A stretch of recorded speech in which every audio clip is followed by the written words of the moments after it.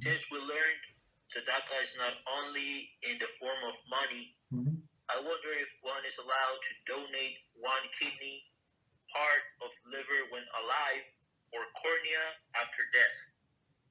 No, after death it's an issue, and the problem is we're not allowed to desecrate the body, right? The dead body.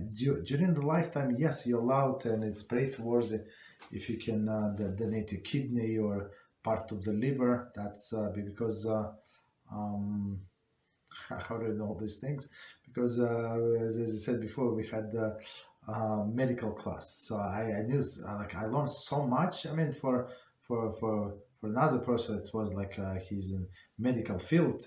He knew many things, but for me, it's like on every page there are new words that are unpronounceable, whether they in Latin or like some medical terms, right? So we learned that at least I learned that that liver actually can build up itself. So I think people can donate like 25% of the liver or 30%, like a lot, to somebody else, and it's not as painful.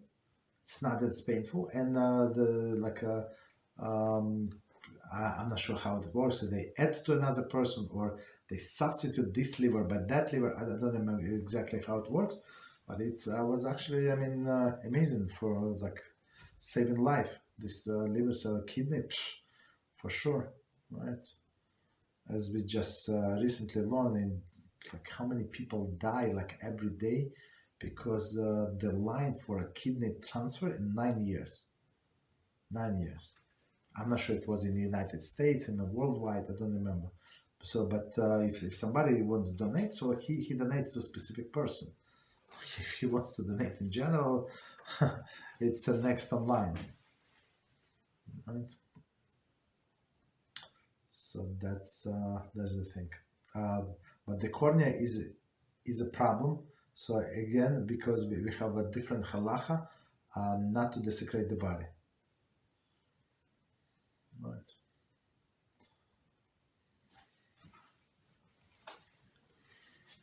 Thank you, Rabbi. You're welcome. So this next question is a little long and it has like 3 stanzas. Okay, go ahead. So it goes like this. Rabbi, I have this doubt since long ago. I don't know if I'm outdated, but according to what I know, which probably is not much, vital organs don't save life of the recipient, but extend a couple to a dozen years. In the case this information is accurate, A. So one second before we continue. So we're saying that maybe it's not going to save the life by extend the life, but every recipient it's exactly the same. Like anyway, all people are dying, so extending the life is giving life. That's the purpose. So I mean, nobody said that this person is going to live I don't know 5 years or I don't know 10 years or 20 years. So even the person lives 3 years or 2 years. So I was talking to a person not too long ago, not last week actually, and the person is very bad condition. So the person said, "Look, this lady said I bought the pills just in case I have to take the pills to take my life." I said, "Don't," but okay, right? And she's suffering like she's not paralyzed, even though she said she is paralyzed, but it's not paralyzed, but whatever. In very bad condition. Let's put it this way. Right, so she said, I want to live. I want this. I want that. So she needs help. There's many things, and Baruch Hashem, there are many people who help her and stuff like that. But she's fighting like very hard with all her condition to live. Every day is a struggle. Like go to the bathroom is struggle. She needs somebody. Food struggle. Somebody have to feed her from the spoon. Like and because of the internal issues, the food must be specific temperature, not above this and not below that. So every to take the shower is a mission impossible. This impossible, that impossible. A very low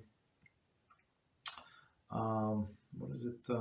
Immune system. So, and anyway, she wants to live. She said, I'm going to do this. I'm going to contact this doctor, to this lab, this lab. So I mean, you other people say, yeah, why you suffer every second of your life? Why do you need that? But no, people want to live even 1 day, 1 year, 1 year, 1 month, right? You get inspired to just listen to the story of people like that. Yeah. What else? Okay, go ahead. So continuation of life. Okay, vital organs. Okay, good. So the first question about this is it considered a decree of not living anymore from heaven if the person is affected in a vital organ? Okay, just because a person is affected in a vital organ does not mean that he or she are going to die. Right? Maybe they're going to suffer. People live in suffering. So my great uncle, Allah Shalom, as they said the story about him, with his funeral, he had a stroke and he was in a nursing home and he was deteriorating, of course. But he lived after the stroke 20 plus years, 27 years, I think, 25 years, I don't know, a lot, very long time. He was half paralyzed, but he was continuing living, right?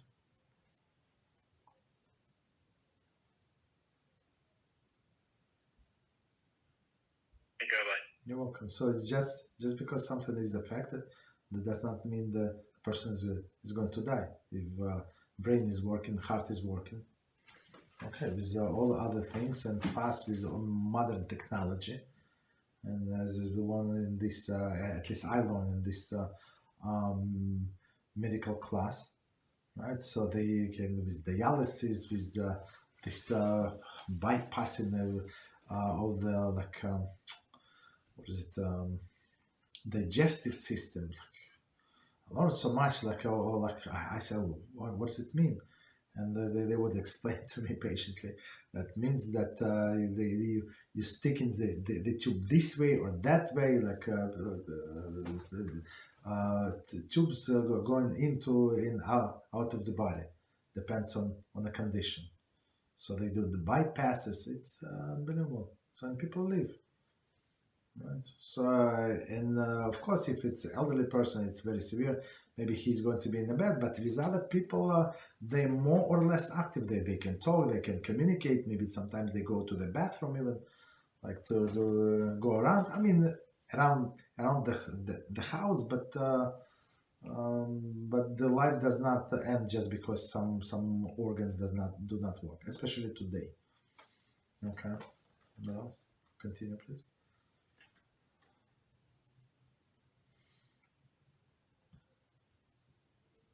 Princess, sorry, I must have clarified. Not affected, actually, total organ failure. So it's failure. What can you do? So you cannot revive. But as I said, in some cases they can bypass.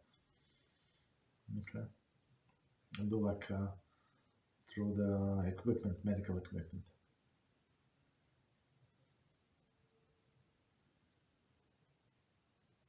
So the person has total organ failure and a vital organ that is, of course, he needs for living. So is this not considered a decree from Shaman that he has to die? No, I mean if Hashem decides for that person to die, he will take him. No machine, no technology is going to stop him. Right. So that's the famous question. They say, yeah, why the person died? Because he's whatever, he has some kind of problem. So and we say no, because the person died because Hashem decided him to die, because the soul departed. That's why he died. right? You can feed the person, give him the vitamins. Is it going to bring him back? No. Can you restart his heart?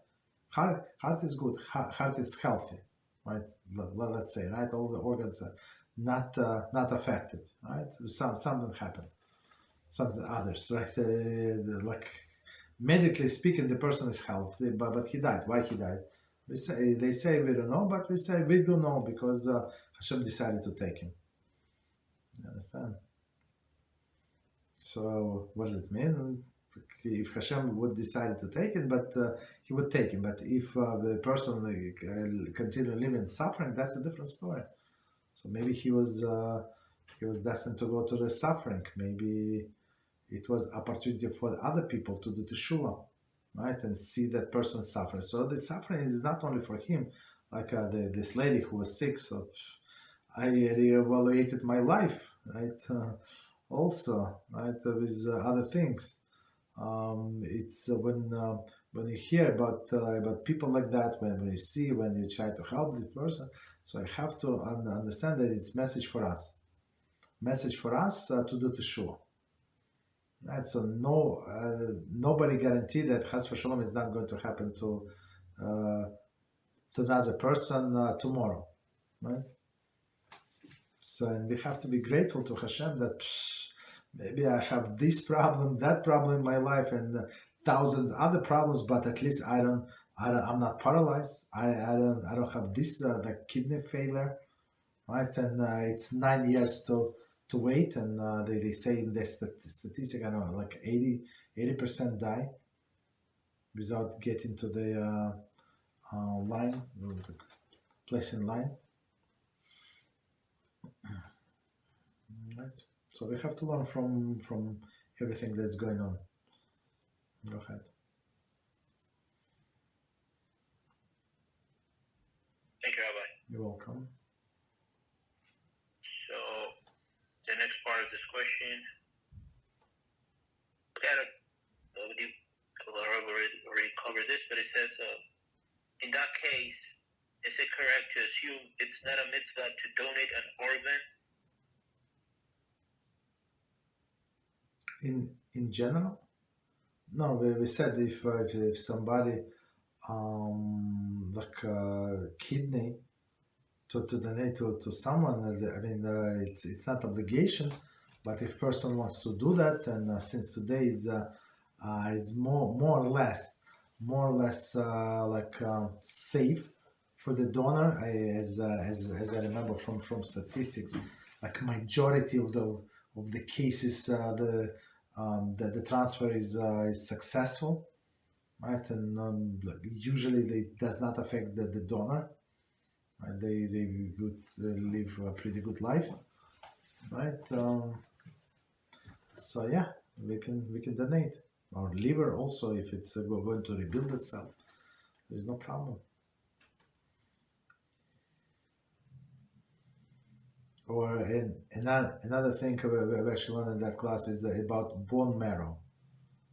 So it's more painful than other procedures, but people do donate, right, to save other people's life. Absolutely.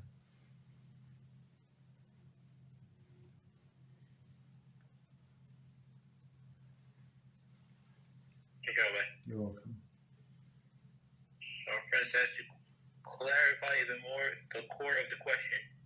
I asked because what if a person wanting to donate to another gets him or herself in danger and the final result might be Chas v'Shalom, both people dying? Mm-hmm. Because to me it seems very risky. No, we go yeah, okay, that's a very good question. So we go by statistic. You go to the doctor before. It's not like, okay, you decided I'm going to donate kidneys. So of course they do research, right? They do examination of that person and see if he's a good candidate. If he's sickling himself, of course they're not going to take his kidney, or he had a kidney problem, like even minor one. So that's for sure putting himself in danger. But if a person is healthy, relatively healthy, and there is no reason to suspect that his kidney is going to have problem. There is no problem with that. Right? Of course, that there is the danger, the danger still exists, but it's relatively small. So that's why I would say just allow the person to put yourself in a small danger to save somebody. That's the thing. That's the formula. So if you know for your life is in danger, you're not obligated. But if you wanted to save somebody, you can. Not obligated, right? But if you can save somebody and you don't, and your life is not going to be in danger or possible, then you're obligated to save somebody else's. That's the difference.